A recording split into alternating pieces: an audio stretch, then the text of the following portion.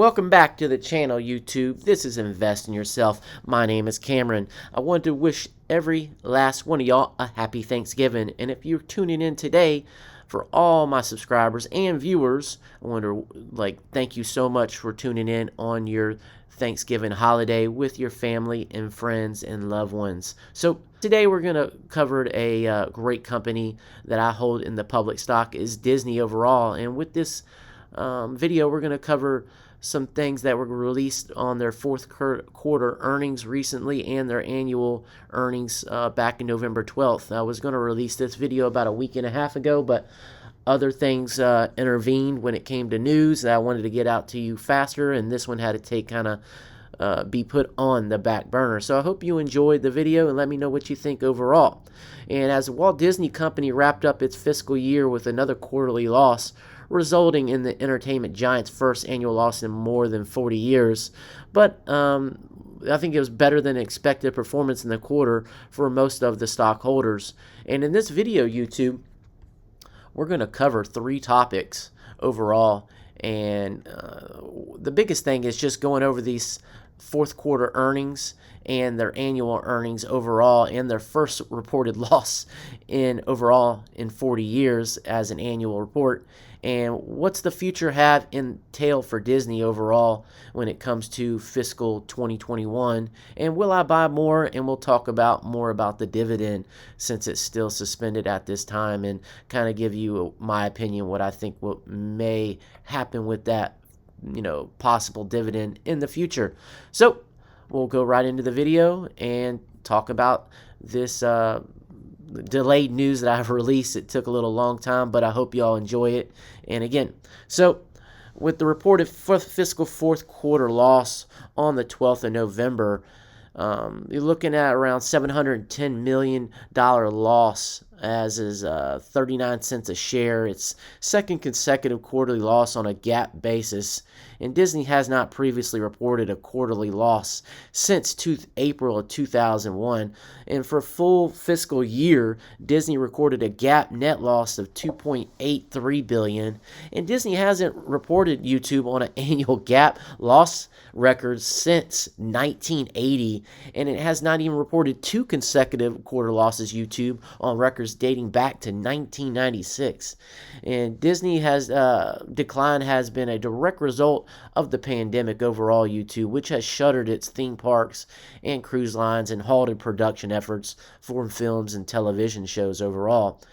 Disney disclosed back on November 13th that the pandemic cost around $7.5 billion in operating income in the fiscal year, with almost all of it, around $7 billion, coming from the theme park closures and experience division. But YouTube, one of the bright spots of this quarterly and annual report is from their streaming has been a bright spot for Disney when it comes to direct to consumer, which the first year of Disney Plus streaming service leading to strong adoption overall.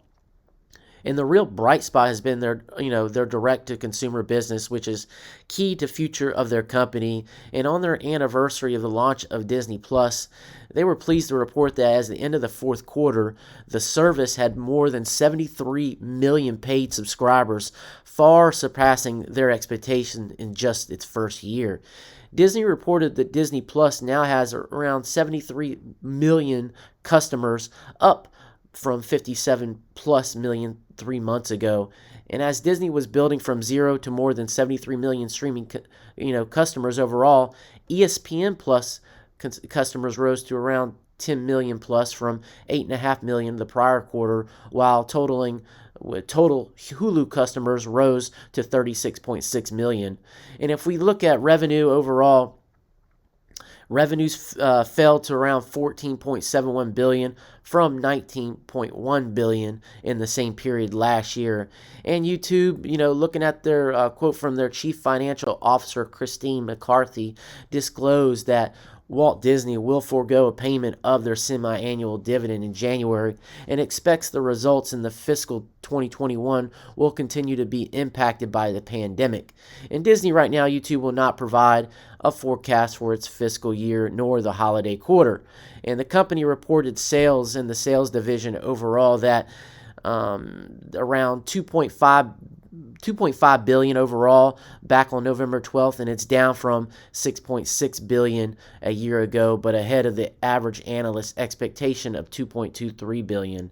And a big thing right now is some of the theme parks going on to that is Disney World, opened up back in June or July. I really don't know. Back in Orlando, they've been operating at around 50 to 60% capacity, but Disneyland overall has been closed in California. And I know recently they just opened up their downtown Disney, and it's been, they've been showing a lot of interest from a lot of individuals and, pent up demand. But Disney has pivoted to focus on its streaming service, as we covered before, as its direct-to-consumer offerings such as Disney Plus, Hulu, ESPN Plus have found willing customers who are sheltering in place to stay safe during the pandemic.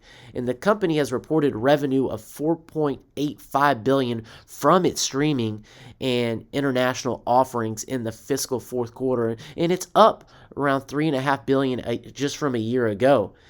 Now transitioning to the second part of this video, looking at what I think about the Disney future is going to rely definitely 100%, I think, in what they're going to transition money to is Disney Plus, which is an absolute stellar for the entertainment colossus.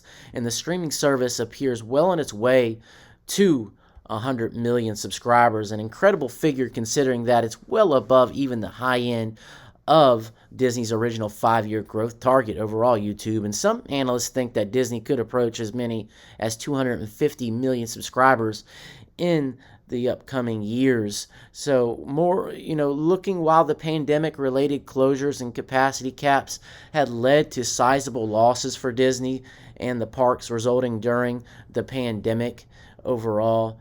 And I think if we, have an effective, now 3 companies coming with an effective COVID-19 vaccine, this could lead to a rapid recovery as we've seen the last couple weeks with the Disney stock. And it'll end up, more customer traffic, just like we're seeing in downtown Disney right now, in which the parks are closed, but just seeing that pent-up demand overall. And you're going to see a lot of business rebound for Disney on its streaming business due to the tremendous success achieved to date in the company's direct-to-consumer business to further accelerate its direct-to-consumer strategy overall. And its streaming portfolio is breathing down the neck of Netflix, which has around 195 million subscribers, including 73 million in the U.S. Thought Netflix reaps 3 times as much revenue per subscriber as Disney Plus or ESPN Plus. But of course, YouTube, now the pressure is going to be on Disney streaming platform to keep performing and gaining subscribers, since the pandemic will continue to drag on Disney through the fiscal 2021 year. And the situation for Disney's parks remain dire. But again, now we see these effective vaccines that came out between the 3 companies of Moderna, AstraZeneca, and Pfizer. And I think 8 to 16 months down the road, we're going to see a lot of different story with the theme parks opening back up to closer to 100% capacity. And I do believe, YouTube, that Disney has the opportunity to take over Netflix as the global streaming leader, and potentially shortly with new market launches and penetration gains in its 60 market for Disney Plus, along with launch of their Start International Disney. And it's important to note that Disney's streaming service can carry a low average revenue per user than Netflix, and I expect margins to be higher long term, as cash spent on the content should be more efficient for Disney compared to Netflix. Now, looking, will I buy more, and talking about the dividend overall, YouTube, and looking at Disney, the businesses, while not growing very quickly, we're generating profits and cash flow, from 2012, looking from 2012 to 2018, Disney sustained a healthy, operating margin above 20%. And, but the media segment has been ailing from the cord cutting for years, and now the pandemic has accelerated that trend. But looking, however, Disney has responded well and focused its primary efforts on streaming, and it's already reached over 100 million subscribers across its 3 streaming services as Disney Plus, Hulu, and ESPN Plus in a short amount of time, and viewership is growing quickly. And however, this segment is still not profitable, and it remains to see if and when and if it ever becomes so. But the powerful consumer product offering that Disney has is just not something that you watch on TV, as we know, YouTube, but it's an experience if you've ever been to Disney World or Disneyland. And unlike Netflix, Disney owns the products it puts into the streaming, and that's very powerful because of the ability to leverage that into other products overall, YouTube. Disney continues to plan on expanding its streaming service globally with Disney Plus, Hotstar, which launched earlier this year in India, with plans to launch in Latin America around November, the end of this, November 30th, around that time, December 1st. And overall, YouTube, I'll continue to buy Disney when there's overall downward pressure in the market, as we can see overall in the public account what I hold today. I like the diversity of Disney, but not the fact that they cut the dividend. But the only reason I'll continue to hold and buy this company is that it's a stable consumer product that's been around for years, and there's so much pent-up demand in the next 6 to 18 months for families to get back to Disneyland or Disney World. I surely believe it will be a tough ticket to purchase for a lot of families to Disney, especially when we have mass vaccine for the public coming up in the next, within the next year. I think it's going to be a tough ticket to buy. And with the dividend, YouTube, we'll discuss right now, I think there's 2 ways that this will play out for the investor in a positive way, YouTube. After there's been mass inoculation of the vaccine for everyone, and all Disney's facilities are close back to 100% as possible, Disney will establish the dividend back, but slowly work it back into a quarterly cycle. Now, the second course of action, my favorite, in which I think this is probably going to happen, YouTube, and it's not a bad thing, because I think overall they're going to take their dividend money and reinvest it into Disney Plus for streaming content like new movies, shows, documentaries, etc. I believe this is the future of TV, and if they get ahead of start of this initiative like Netflix, the company could potentially grow 5x revenues in growth in the next 5 to 10 years. And so that's going to end up transitioning, I think, Disney to a growth company from a consumer demands, consumer needs based company, or more like a cyclical company that pays a dividend. But there'll be some people out there, just to let you know, YouTube, that may not like that strategy of what I like. That is my opinion. I believe that if they go to that route, I think they'll take that extra money that they did pay in the dividend and put it into their streaming platform, and that they'll become, you'll see the stock price have mega growth ahead of it in the near future. But again, that's my opinion, and that's what I'm just pushing out to y'all. And let me know what you think overall about my opinion and the courses of action, and which one you like better. And that kind of wraps up the video today, YouTube, and I appreciate your time on Thanksgiving to come and watch my videos. And it's a little bit longer than I wanted to go on the video, but overall, hopefully it gave you great value if you're a Disney shareholder or looking into investing into Disney in the future. But again, I love you so much, and thank you for coming today. Remember, always invest in yourself. Bye-bye.